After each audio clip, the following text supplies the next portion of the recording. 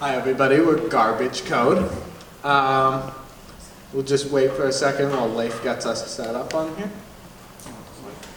Yeah.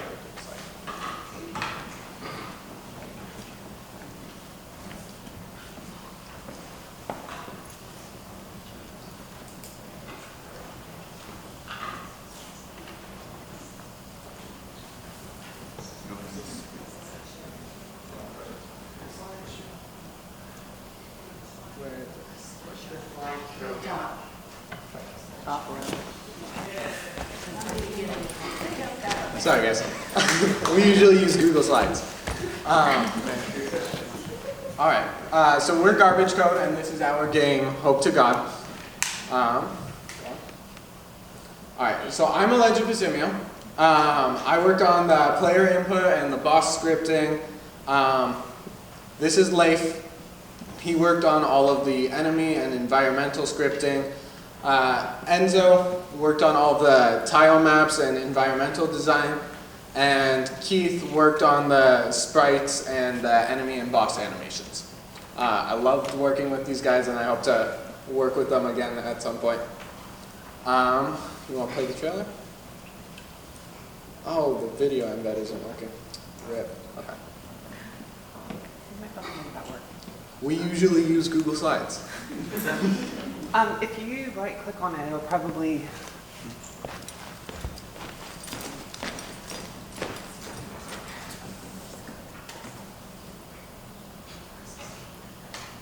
That's an extra.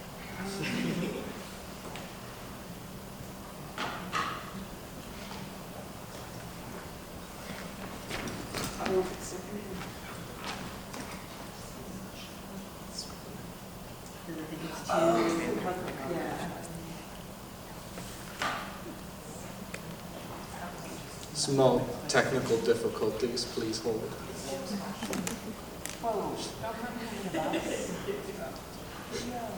No.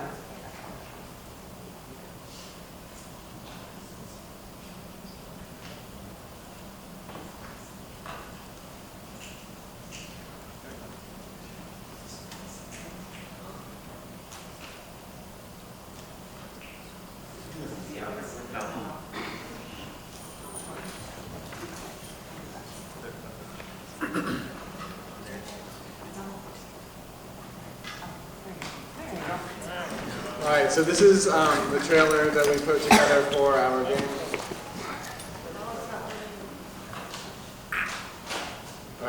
Alright, we might have to skip the trailer and just go and do gameplay. We can jump to a different spot too, that's maybe a little faster. Yeah, okay. Here. We're using mine to get around the security block and show you that we should probably use so.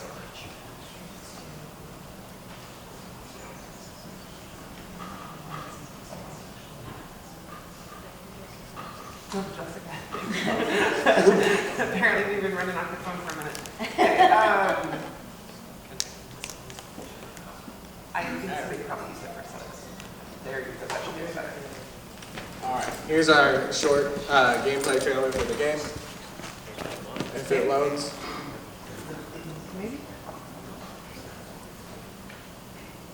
That one should be there. There we go.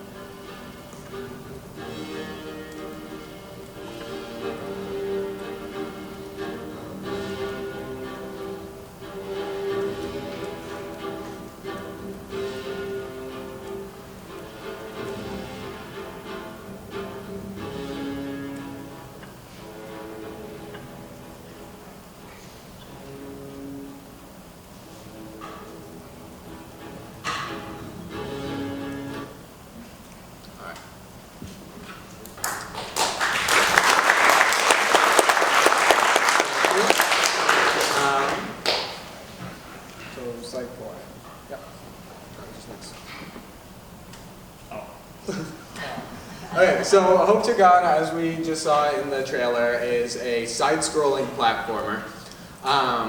We spent a lot of time on the physics-based movement. If you saw it in there, it was inspired heavily by Getting Over It with Bennett Foddy, where you have sort of impractical movement, where it makes even like basic platforming a little bit more difficult. We have 2 boss fights in the game, I think 7 levels total, about 25 minutes of playtime. And we have a changing environment that gets more modern as you progress through the game. So show of hands, who here has watched WALL-E? Okay, basically everyone, that's good. You start out as living garbage, much like WALL-E, and then you go through and you sort of experience a progression into a more modern time. Originally we were going to have a much slower progression from like a junkyard all the way up to like a cyberpunk sort of environment, but due to time constraints we didn't have a ton of time. Like I mentioned, you have impractical movement. It makes it a little bit difficult. And we'll show you some gameplay in a little bit that even the humans in this world are not very intelligent. You kind of use them as stepping stones to get where you need to. And then you have the area and boss progression. Alright, and we'll do gameplay now.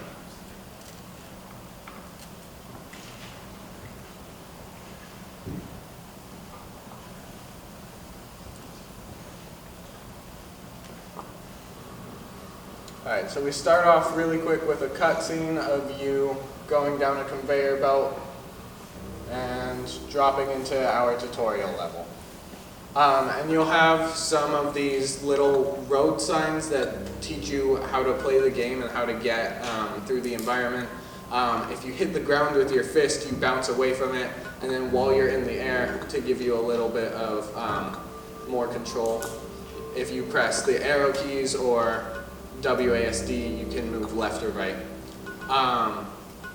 Yeah, and we have a little bit of story exposition. We have the humans have spray paint, wanted posters. Like you can kind of see that you're sort of going through this company or like this world where a company's dumping all their trash. This is the combat tutorial.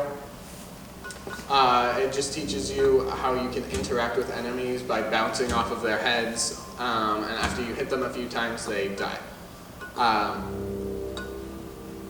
We have a bit of graffiti in the background that the humans leave. Some of it is mean, calling you stupid. But you'll drop down, and obviously we keep it E10, censoring the language here. And we'll enter the first boss fight. This is Stompy. He's a trash compactor.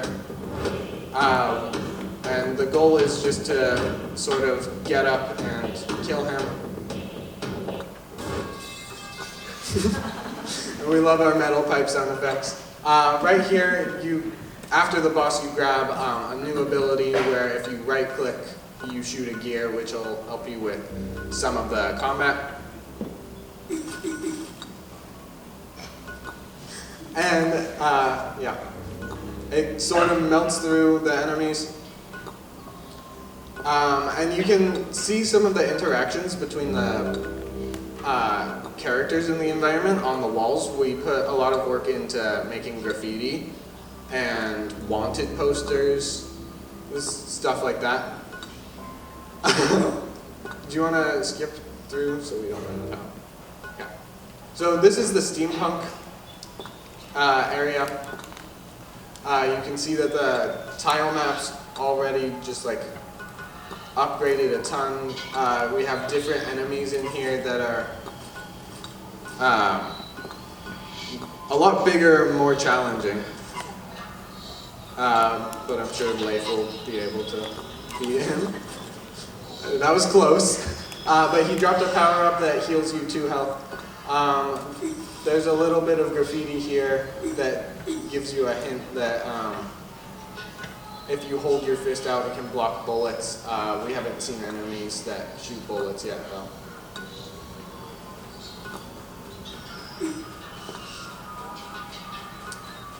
And if you fall and die, you die. And this is our second boss room. He'll jump up on the elevator, which goes very slow now that I'm thinking about it.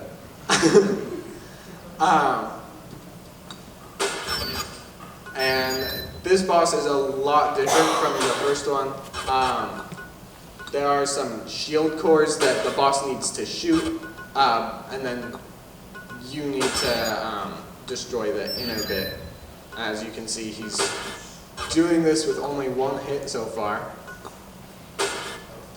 Yeah, and that right there, he showcased you can block some of the bullets. That way you're not just completely helpless against ranged enemies. And from the health bar, you can see that there's just 1 more shield left if he can get up there. Alright. So now that the shield is all the way down, all of the boss's inner wiring is exposed and you're able to climb up the arena and fight it.